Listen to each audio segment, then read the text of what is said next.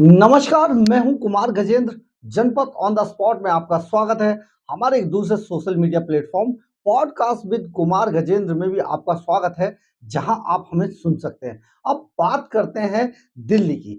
दिल्ली के अंदर जो वक्फ बोर्ड का सबसे बड़ा लुटेरा था, आज उसको हाई कोर्ट से करारा झटका लगा। जी हां, जो लुटेरा था वो अरविंद केजरीवाल का जो लुटेरा था, अलीबाबा 40 चोर में से एक चोर जो था, अलीबाबा खुद जो है अरविंद केजरीवाल है, और उनके 40 चोरों में जो एक चोर था वो था अमानतुल्लाह खान। जी हाँ, अमानतुल्लाह खान ईडी से बचने के लिए जिस तरीके से भागे भागे घूम रहे थे और जगह जगह जाकर गुहार लगा रहे थे किसी तरीके से ईडी से उन्हें बचा लिया जाए, आज हाई कोर्ट ने उनकी अग्रिम जमानत याचिका खारिज कर दी और बहुत गंभीर टिप्पणी के साथ खारिज की है।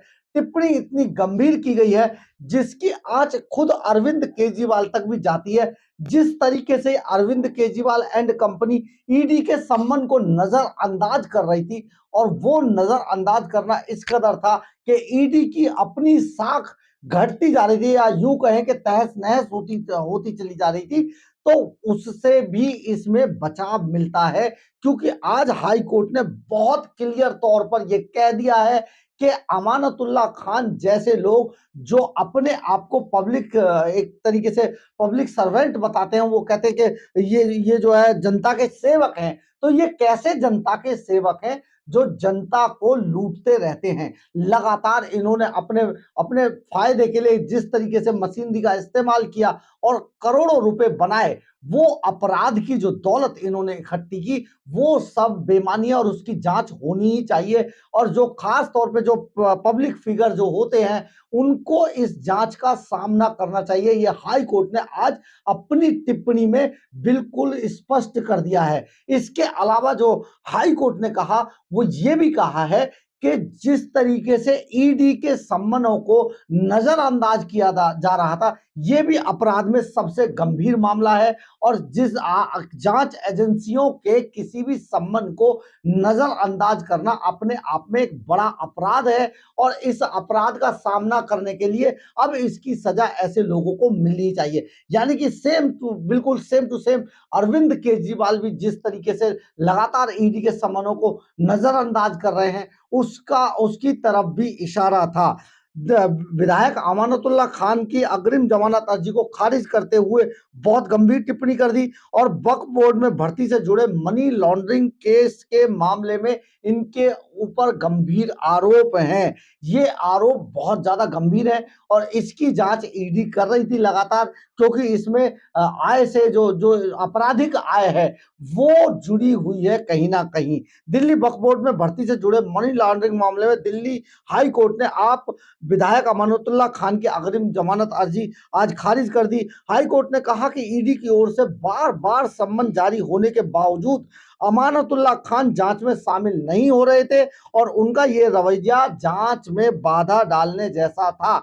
ये वह एक जनप्रतिनिधि होने के नाते अपनी जिम्मेदारियों का हवाला देकर किसी भी जांच से, किसी भी तरीके की जांच में से बच नहीं सकते हैं। और उन्हें कोर्ट ने कहा कि कानून सबके लिए बराबर है, कोई विधायक या जनप्रतिनिधि इस जांच से, इस तरीके की जांच से अपने आप को बचा नहीं सकता है। उस पर भी वही नियम लागू होते हैं जो एक आम भारतीय नागरिक पर लागू होते हैं। अमानतुल्लाह खान के ऊपर जो आरोप हैं, उनमें आप विधायक अमानतुल्लाह खान पर आरोप है कि उन्होंने दिल्ली वक्फ बोर्ड के अध्यक्ष के पद पर रहते हुए उन सभी मानदंडों में सरकारी दिशा निर्देशों का उल्लंघन करते हुए अवैध रूप से विभिन्न लोगों की भर्तियां कराई थी। ईडी ने आरोप लगाया है कि अमानतुल्लाह खान ने इस पैसे को अपने सहयोगियों के नाम पर अचल संपत्ति खरीदने के लिए भी निवेश किया था। यानी कि जो वहां से पैसा कमाया, अपने कुछ गुर्गों के नाम इसने वो संपत्ति कर दी थी। अमानतुल्लाह खान के खिलाफ मनी लॉन्ड्रिंग की जांच दिल्ली वक्फ बोर्ड द्वारा भर्ती में कथित अनियमितताओं को से जुड़ी हुई है। आरोप है कि खान ने दिल्ली वक्फ बोर्ड के अध्यक्ष के रूप में काम करते हुए 32 लोगों को अवैध रूप से दिल्ली वक्फ बोर्ड के अंदर भर्ती कर लिया था, उनको नौकरी दे दी थी। इस केस में ईडी ओखला विधायक के परिसरों पर पहले छापेमारी कर चुकी है और ये सारी जो आय है ये अवैध रूप से अमानतुल्लाह खान ने अर्जित की है। जो 32 लोग रखे थे उनमें मोटी रकम ली गई थी उनसे सरकारी नौकरी लगाने की। इसके अलावा कई जमीनों पर भी कब्जे किए गए, वक्फ बोर्ड की जमीनों पर। अमानतुल्लाह खान के अग्रिम जमानत याचिका पर सुनवाई करते हुए जज ने कहा, बार बार जांच एजेंसियों के सम्मन को नजरअंदाज करना जांच में रुकावट पैदा करने जैसा है। बहुत क्लियर, हाई कोर्ट ने बहुत क्लियर कर दिया है कि ये रुकावट पैदा करने जैसा है। जांच में खलल पैदा करना प्रशासन के न्याय में खलल पैदा करने जैसा है। यानी कि अगर जो जांच में खलल पैदा करता है वो प्रशासन के न्याय में भी खलल पैदा कर रहा है। इसे अनुमति देने पर क्रिमिनल जस्टिस सिस्टम पर विश्वास कम करता है। अगर हमने इसको जमानत दे दी तो ये जो क्रिमिनल जस्टिस सिस्टम है उसमें लोगों की आस्था कम हो जाएगी और इससे अराजकता पैदा होती है। इससे अराजकता पैदा हो जाएगी, लोग मानने लगेंगे कि अब जस्टिस नहीं रहा है। अदालत ने कहा कि विधायक कानून से ऊपर नहीं है।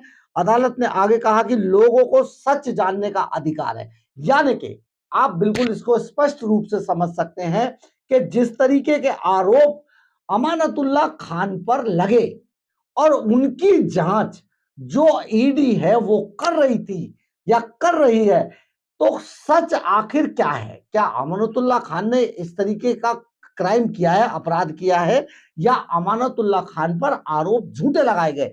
ये जानने का अधिकार पब्लिक को है, जनता को है। जो लोग अमानतुल्लाह खान को वोट देते हैं या जो भारत के अंदर जो भी लोग रहते हैं उनको ये जांचने का पूरा पूरा हक है, ये देखने का कि आखिर अमानतुल्लाह खान किस तरीके से इस पूरे अपराध के अंदर शामिल थे। ये जानने का अधिकार जो देश के लोगों को है। तो ये जिस तरीके से पूरी तरीके से ये स्पष्ट कर दिया आज कोर्ट ने, और कोर्ट ने कहा कि ये जानने का अधिकार है जो जनता है कि आखिर उन पर आरोप सच थे या झूठ थे। ये सारी चीजें आज कोर्ट ने जिस तरीके की गंभीर टिप्पणी करते हुए कहा, ये बहुत ज्यादा गंभीर मामला बनता है। अदालत ने आगे कहा कि सच जानने का अधिकार लोगों को है। पब्लिक फिगर का जांच एजेंसी के साथ सहयोग करना एक सार्वजनिक सेवा है। आप यहां पर यह भी कहा है कि किसी पब्लिक फिगर का, यानी कि जो भी नेता है उसका जांच एजेंसी के साथ, जो जांच एजेंसी है उसके साथ सहयोग करना एक सार्वजनिक सेवा है और लोगों को जांच एजेंसियों द्वारा लगाए गए आरोपों की सच्चाई जानने का हक है। आप समझिए, हम आपको बता रहे हैं कि लोगों को आरोपों की सच्चाई जानने का हक है। ये बिल्कुल साफ तौर पर कर दिया है हाई कोर्ट ने। और यह कहते हुए आज हाई कोर्ट ने आम आदमी पार्टी के विधायक, ओखला से विधायक अमानतुल्लाह खान, जो कि अरविंद केजरीवाल के बहुत खासम खास है, उनकी आज जो अग्रिम जमानत थी जिसके लिए वो फड़फड़ा रहे थे बहुत दिनों से, उसको खारिज कर दिया है। इसका मतलब यह है हाई कोर्ट ने बहुत सीधे सीधे कहा है कि अमानतुल्लाह खान को ईडी के सामने पेश होना होगा, ईडी के सवालों का जवाब देना होगा, और अगर ईडी से वो भागते हैं इसका मतलब वो अपराधी हैं। ईडी उनके खिलाफ सख्त से सख्त कार्रवाई करेगी। आज हाई कोर्ट ने ये बिल्कुल साफ कर दिया है। आप समझिए, इसी तरीके से जो अरविंद केजरीवाल हैं खुद, वो भी ईडी के मोस्ट वांटेड बने हुए हैं। ईडी उनको लगातार ढूंढ रही है, ईडी उनको पूछताछ के लिए बुला रही है और 9वां सम्मन अब उनके लिए जारी हो चुका है। इसके अलावा अदालत में भी 16 मार्च को उनकी तारीख है जो बहुत निर्णायक होगी। लेकिन हम आपको ये अभी पहले ही बता देते हैं कि अरविंद केजरीवाल 16 तारीख को अदालत में जाने वाले नहीं हैं। उन्होंने ना जाने के लिए एक और प्रपंच रच दिया है पहले से ही कि 15 तारीख को उन्होंने दिल्ली विधानसभा के अंदर एक विशेष सत्र बुला लिया है और जिसमें चीफ सेक्रेटरी को आने के लिए कहा गया है दिल्ली की समस्याओं को लेकर।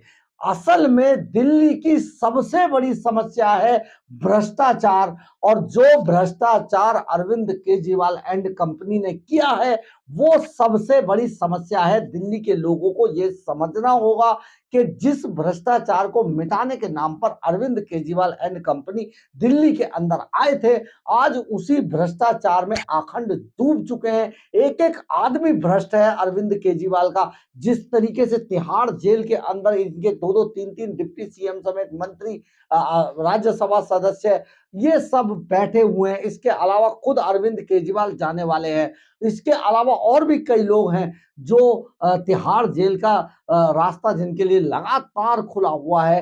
तो ये सारा मामला समझिए कि कितने बड़े भ्रष्टाचारी हैं ये, और दिल्ली के लोगों को ये समझना चाहिए कि इस तरीके के भ्रष्टाचारियों का आगे हाल क्या होना चाहिए। जांच के बाद ये साफ होगा कि आखिर इन्होंने ये पूरा मामला किया कैसे था। लेकिन अभी हाई कोर्ट की गंभीर टिप्पणी ने बता दिया है कि तिहाड़ तो इनको जाना ही पड़ेगा। हो सकता है होली से पहले पहले होली ये सारे मिलकर तिहाड़ जेल के अंदर ही मनाएंगे, और ये सारी चीजें जो हैं, जो एजेंसियों ने रखी हैं अदालत के सामने, अदालत ने उनको पुख्ता पुट देते हुए अग्रिम जमानत अमानतुल्लाह खान की रिजेक्ट कर दी है। बहुत बड़ी बात है। आपको सोचना होगा किस तरीके के भ्रष्टाचारियों को आप टिकट देकर वहां तक पहुंचाते हैं। आगे आपको क्या करना है, अपनी दिल्ली को बचाना है या इन भ्रष्टाचारियों के साथ जाना है। अगर आपको हमारी खबर अच्छी लगी हो तो आप इसे लाइक, सब्सक्राइब और शेयर जरूर कीजिएगा। कमेंट्स बॉक्स में अपनी राय जरूर लिखिएगा, इससे हमें ऊर्जा मिलती है। जय हिंद, जय भारत।